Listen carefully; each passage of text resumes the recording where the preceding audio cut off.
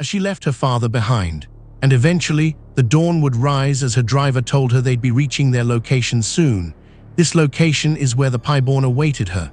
Since she was traveling in secret, the plan was to rendezvous with the returning Night Order and to enter the Empire together. That way, no one would be suspicious.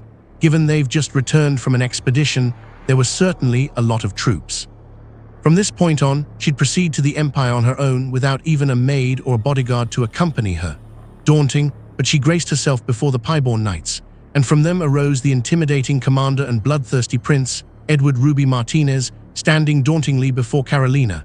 Edward told her she was not past the promised time, so there was no need to apologize to them.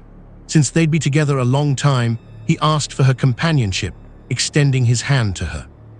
Carolina thought there might not be any particularly deep meaning behind his handshake. She got the sense he was treating her as an equal, but once he shook her, she squealed in pain. The handshake was quite firm. Edward apologized, saying he didn't know his own strength, then let her know she'd be riding in the carriage with him, and she thanked him for his consideration. Teoda Garcia interrupted them, asking how long they'd keep shaking hands. He introduced himself as Edward's assistant.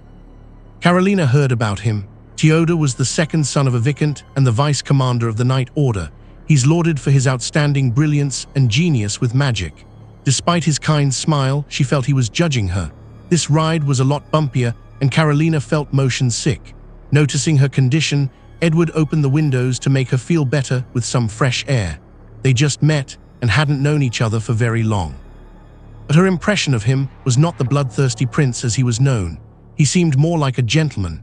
Carolina thanked him and apologized for the imposition.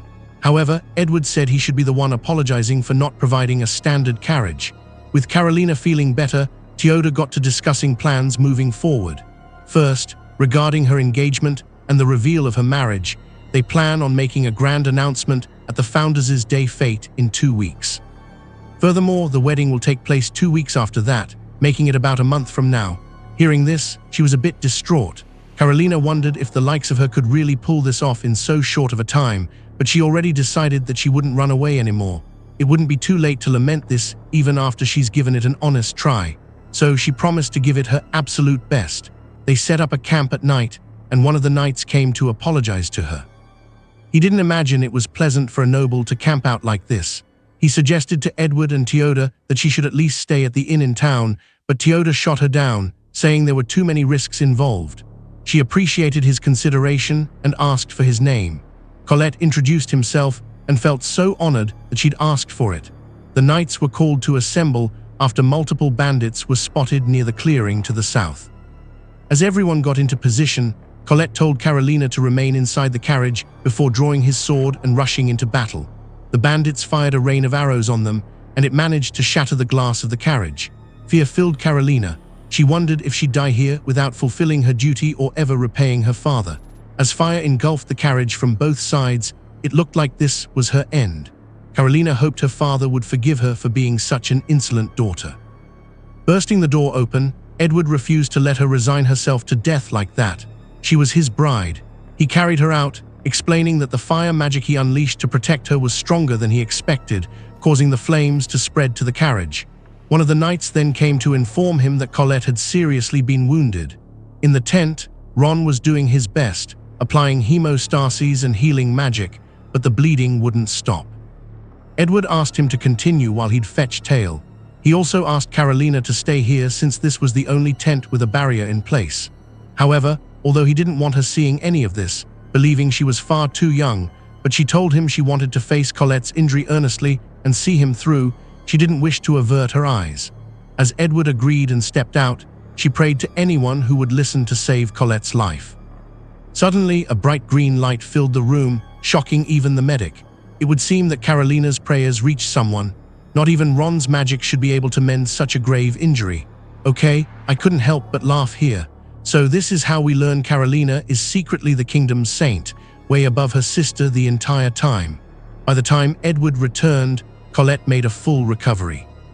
Ron wasn't so sure of the details himself, but he explained that the moment Carolina offered her prayers, Colette's wounds suddenly started to heal. Carolina said it wasn't her doing because she didn't have any magic powers. That was the diagnosis she received during her magical aptitude test when she was young. Later, Edward thanked her for watching over Colette without shying away. He initially took her for a delicate duke's daughter who was raised in the lap of luxury. Convinced that she wouldn't have what it takes to see a man to his death, for misjudging her, he apologized. No one's ever said anything like that to Carolina before. This only made her more certain that Edward was incredibly kind. In truth, she was the one who misjudged him. Carolina accepted his apology and asked him to raise his head. A prince must not bow so readily. Going back to the tent, Edward told Teoda that he sent Carolina to another tent. Also, the bandit stragglers had been turned over to the border guard en route to the imperial capital, so there should be no fear of another attack. As for Colette, he was in stable condition, but his blood pressure was extremely low, likely from losing too much blood. So Teoda and Edward agreed that he should be in the carriage. However, Teo felt like having Carolina and Colette in the same carriage together was a bit weird. There were no free big carriages, however. Edward burned the one meant for nobles, but said that in that moment, he felt a surge of power that he couldn't control properly. Teoda said he also felt the same thing. The powers of several other knights even went out of control due to this mysterious influence. There was also a need to investigate the power that healed Colette, which was similar in nature. As for the carriage situation, Edward said Carolina would ride with him on its horse. The following day, their journey continued. Edward offered to slow down if the ride was too rough for Carolina, but she was fine riding in his arms. At that moment, they arrived at the border of the Malcosian Empire. Before long, they crossed the border and arrived in the imperial capital of Malcosius. By then, Colette was back on his feet, and Carolina and Edward moved from the horse back into the carriage. Their journey, seemingly both so long and so short, would be over soon. He offered to take her on another one sometime if she didn't mind. Thinking it was nice, she decided to reciprocate, saying she'd love to go on another and would enjoy seeing the sights with him again. Soon after, Edward and Carolina were before His Imperial Majesty, Eric Ruby Martinez. He's renowned as the strongest spell sword there is, a formidable warrior who's repelled countless foes by manipulating lightning, which is a high form of fire magic. He's known as the Lightning Emperor, a title derived from his signature lightning magic and status. Then there's the current Empress, Vanessa Ruby Martinez. She's a rare wielder there of frost magic, extraordinary even on a global scale. She's known as the Frost Witch. Empress Vanessa once repelled a powerful monster to save her people. That ordeal was how she won their hearts. Standing before them, Carolina's stomach hurt. Seeing how nervous she was, Edward assured her she'd be fine.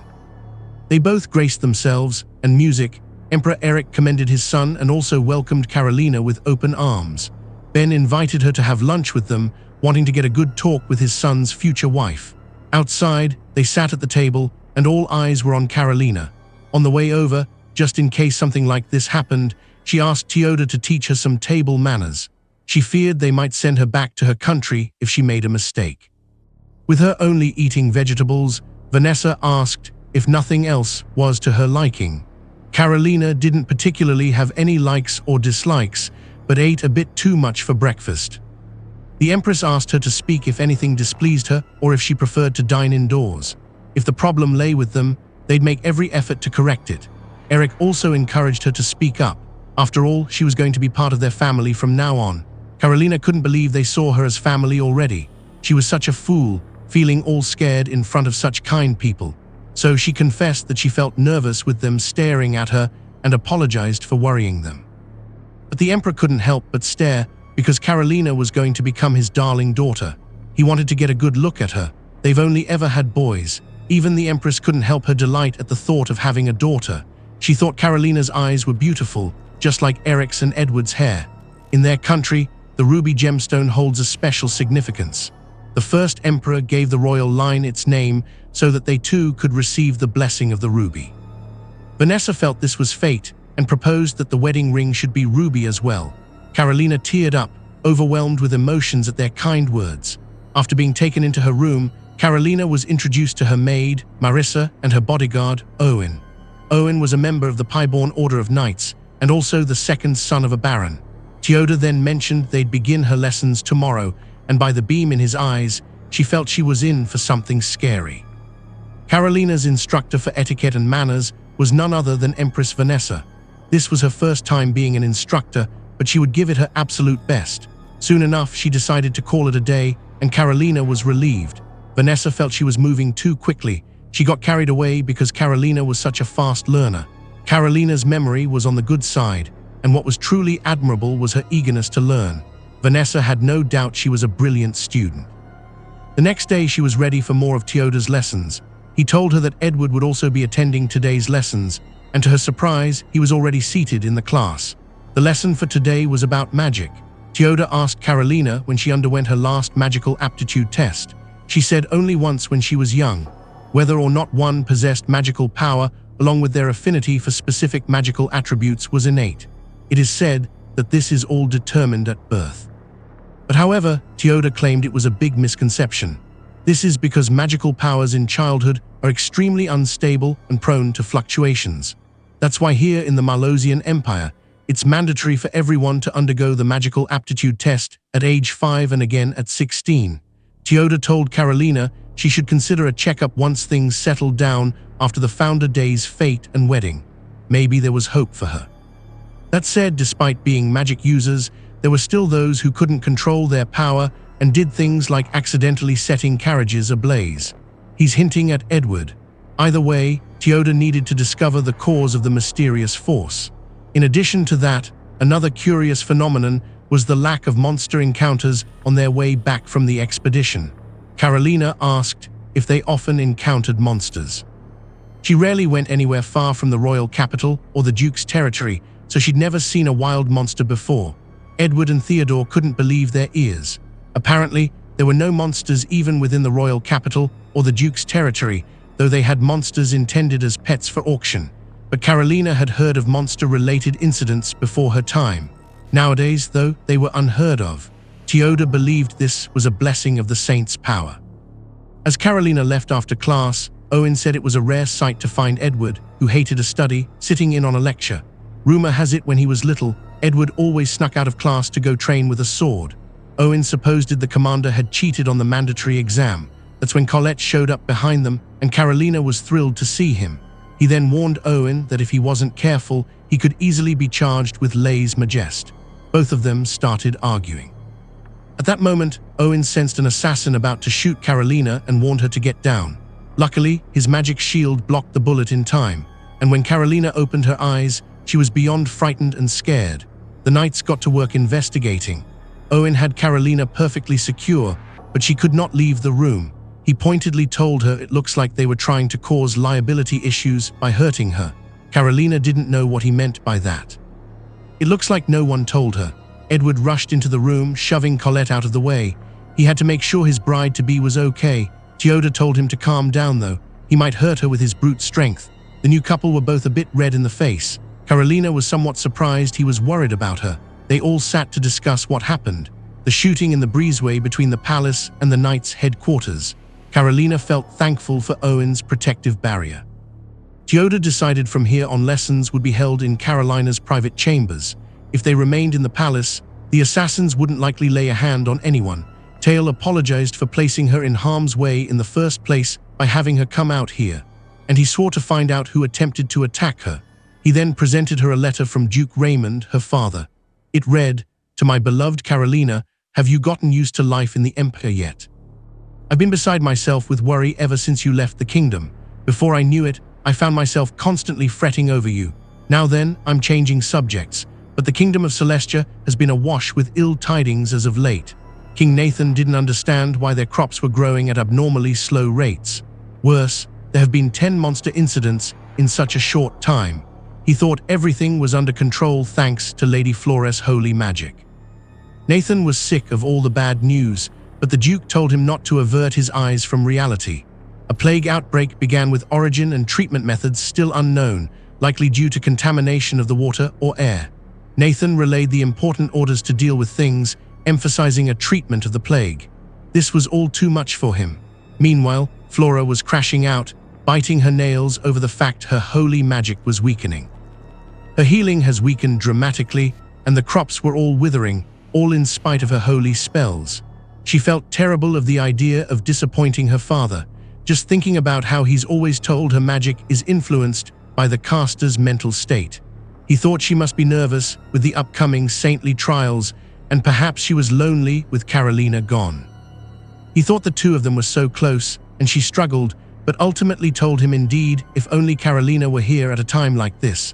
Putting on that act really pissed her music off. If not for the public eye, she wouldn't have spent a single moment with that wench.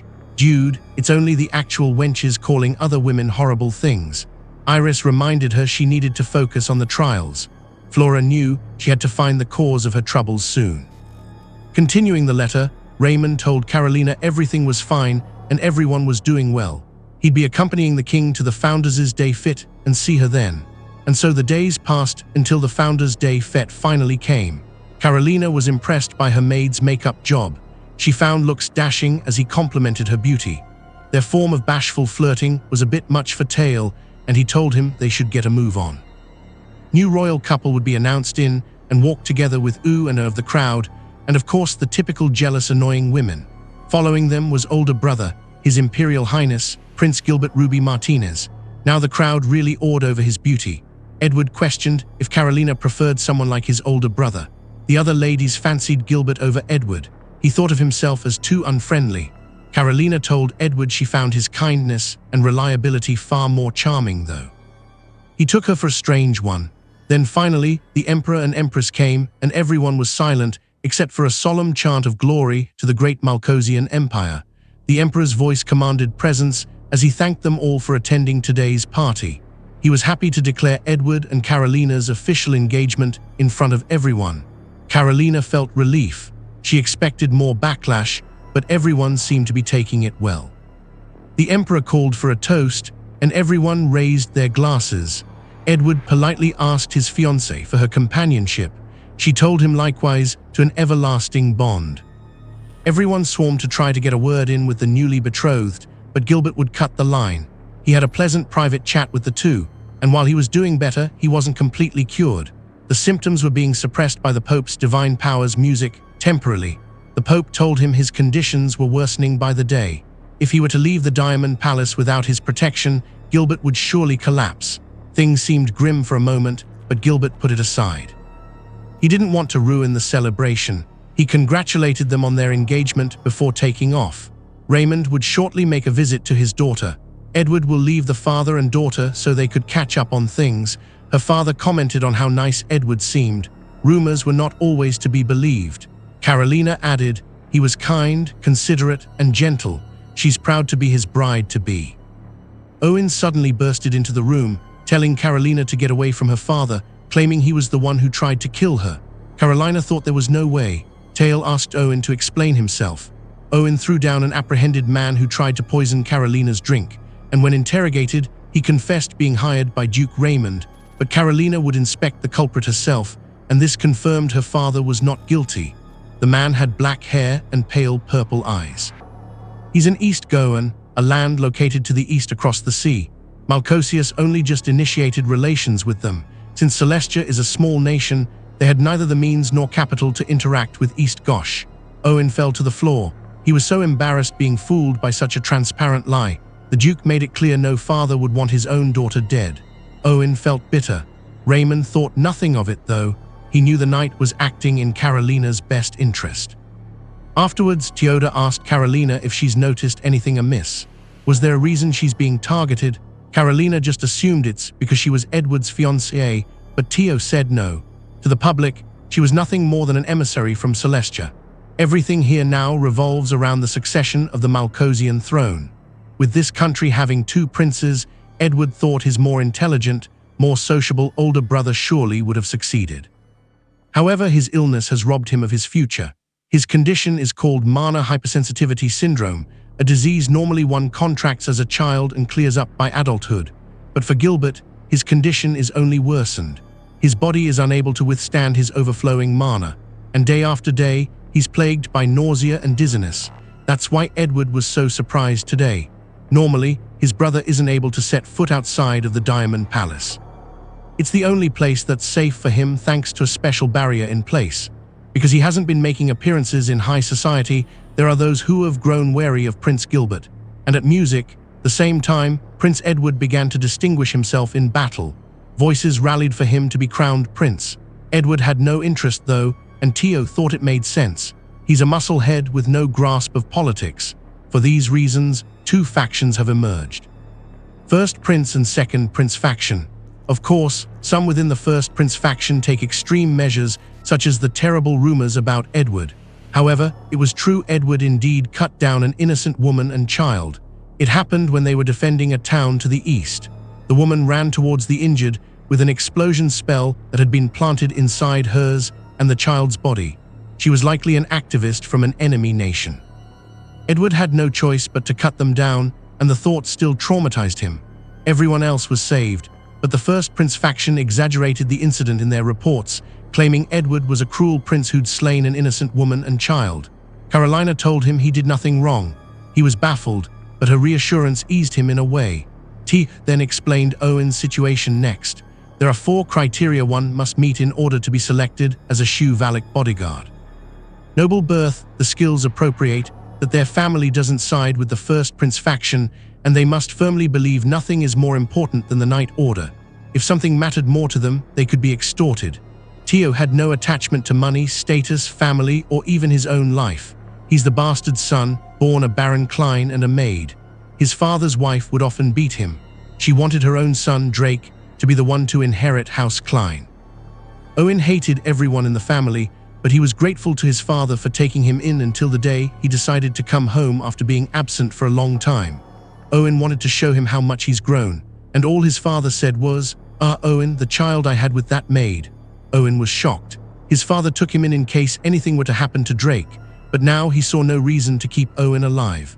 Baron Klein sparked up his fire magic, saying he'd kill Owen himself. That's when Owen realized his own father thought of him as nothing more than a low-life commoner. However, when his father struck, Owen deflected it and ran away crying. The story of Owen's past was beyond Carolina's imagination. After being nearly killed by his own father, she was sure Owen was desperate to save her. Wow, very thoughtful. Colette could tell she was down about Owen, but he had no intent to return to his duties as a bodyguard knight. Colette asked her to furnish Owen's room with her unfinished handkerchief. For a knight, a gift from the person they've sworn to protect is an honor in itself. A finished handkerchief bears the meaning, "I am grateful for your wonderful work." An unfinished one means, "Though you may be inexperienced, I hold high hopes for your future." Colette believed Owen didn't have the means to change. As an empty man, he lacked the strength to move forward. He thought Owen could move forward with the handkerchief. She'd pay him a visit in the interrogation room. He was stunned to hear Teoda told her of his past. She saw his point of view. Owen was betrayed by a loved one and felt nothing mattered anymore. Owen denied her empathy, saying it must have been real nice for her to grow up in a loving family. He thought she couldn't understand, but she did. Her mother passed music away, giving birth to her. Her sister resents her, saying, "If only mother was still alive instead of a disgrace like you. If there hadn't been someone that needed her, perhaps she would have been left unable to move forward just like Owen. She may have lived her life resenting the world." She presented him with the handkerchief and asked that he serve her once more, not for anyone else, but for his own happiness, and if he did, she'd support him all the way. Then she could finish the embroidery. He got down on one knee and pledged his sword and loyalty to her, vowing to protect her until his life withered away. All the while, Laura was still losing it over her failing arcane power. She couldn't blame her sister's absence as the cause anymore. Her father wasn't helping either. She heard Carolina's engaged and happy now when she thought her fiancé was supposed to be a brute who cut down women and children without hesitation. She then realized the start of her powers weakening coincided exactly when Carolina left the country. And worse yet, a nefarious religious leader wanted to take advantage of the chaos going on to dominate Celestia Kingdom and take over everything. Since the engagement between Carolina and Edward was declared, their wedding is now fast approaching. Carolina's maid confirmed today's schedule with her. At 10, she'd be joined by Prince Edward for planning the wedding, followed by a fitting and alterations for the wedding dress. The clock striking 10, Edward entered and cut through the stuffy formalities. He told her their wedding would be standard. However, her father was not available to attend. Carolina figured that was the case with all that was happening back in Celestia. Instead of a bridal walk, the bride and groom would make their entrance together. Carolina got so flustered, but Edward wanted to make it clear he had no intention of letting her walk by herself. He couldn't bear the idea of his bride walking alone while he still got to walk with his father. Carolina felt her wedding dress was so beautiful, she was almost ashamed to wear it. They couldn't dole, though. The Empress was waiting on them. Carolina needed to get fitted right away. She was shy. The Empress told her it wouldn't do. Carolina's waist is slimmer than she imagined. She detailed the designer on all the things the dress needed to best accentuate Carolina. Edward came in, and things were still shy, but he was confident enough to tell Carolina she looked beautiful. Wedding day. Marissa told Carolina to relax, but she was a bit beside herself after hearing the whole wedding would be broadcast across the empire. Marissa told her she's been working tirelessly all the way up to this point and spoke words of confidence to give Carolina the boost she needed. When she met up with Edward, he told her she looked so beautiful, it's almost a shame he had to show anyone else. They went into the hall. The people clapped and cheered, many saying they were truly a match made in heaven. Carolina's only regret was that her father wasn't here, but she knew he was thinking of her. Everything else was what you'd expect, in sickness and health, for richer or poorer, to love, honor, and cherish. Edward placed the ring on Carolina's finger. She thought it was so beautiful. He lifted the veil and kissed the bride. Her first kiss tasted like happiness. As of today, her residence was now the Music Emerald Palace. Princess Carolina was astonished. The value of the furniture alone was worth enough to buy a small country. Edward entered to tell her in 3 days they'd leave in the morning to set off for their honeymoon. Carolina thought it was a bit too soon, but you see, Edward's mother has been pressing him to get busy, and Theo quickly arranged the schedule.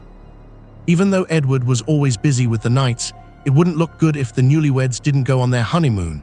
They'd be visiting Count Kissinger's estate. The cool climate made for a pleasant state, and the Count himself is deeply understanding of the Piebborn Knights. Marissa doesn't seem to be reacting well to this. They'd be using Theo's teleportation magic to go there. Marissa never imagined her family home would be the prince at princess's honeymoon destination. She revealed Count Kissinger is her father. Carolina thought it would be short notice imposing on the Count and wanted to make it up by giving Marissa something she'd like. Marissa liked books, especially Cinderella. Carolina wanted to get it for her, but wondered why Marissa's eyes seemed so sad.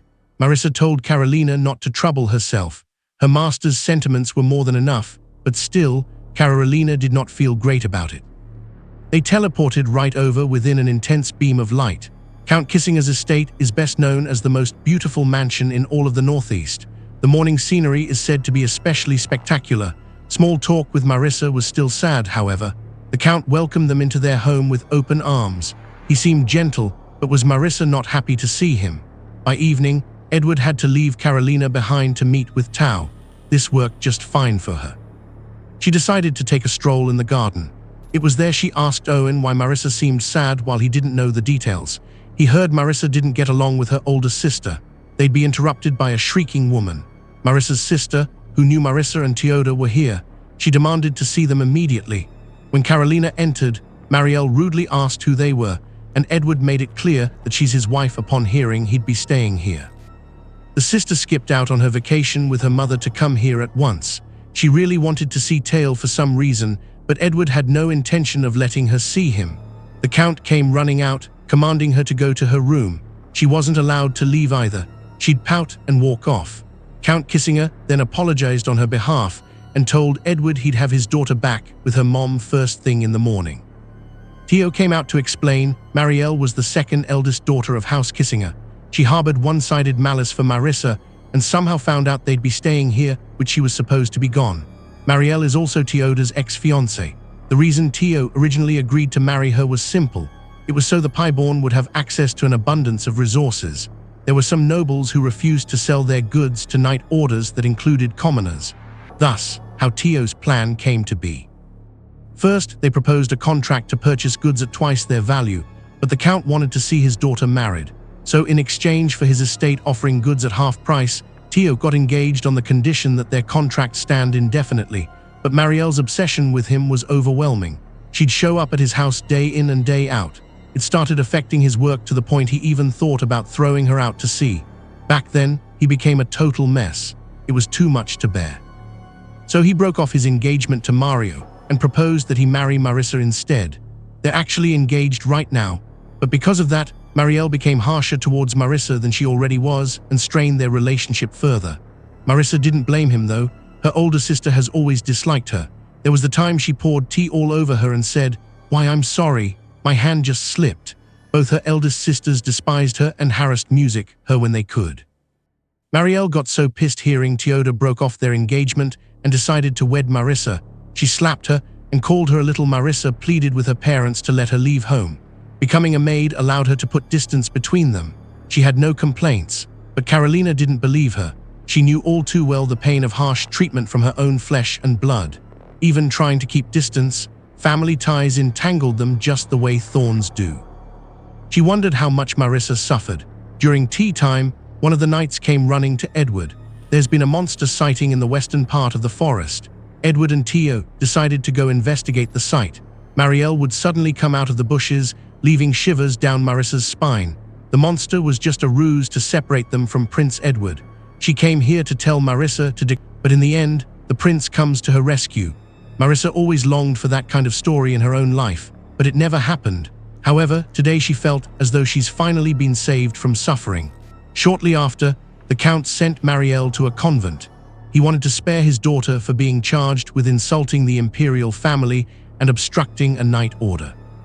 Meanwhile, Flora dropped her bass and demanded Iris clean it up immediately. The second exam of the city trials is tomorrow, yet she couldn't even purify the muddy water in the vase. Nothing was going right. Disease was spreading. She didn't want to admit it, but it's just as she suspected. Carolina is the saint. Tio explained to Carolina she'd be undergoing her magical aptitude test again, as per how they did it here a second time at the age of 16, and she'd be taking it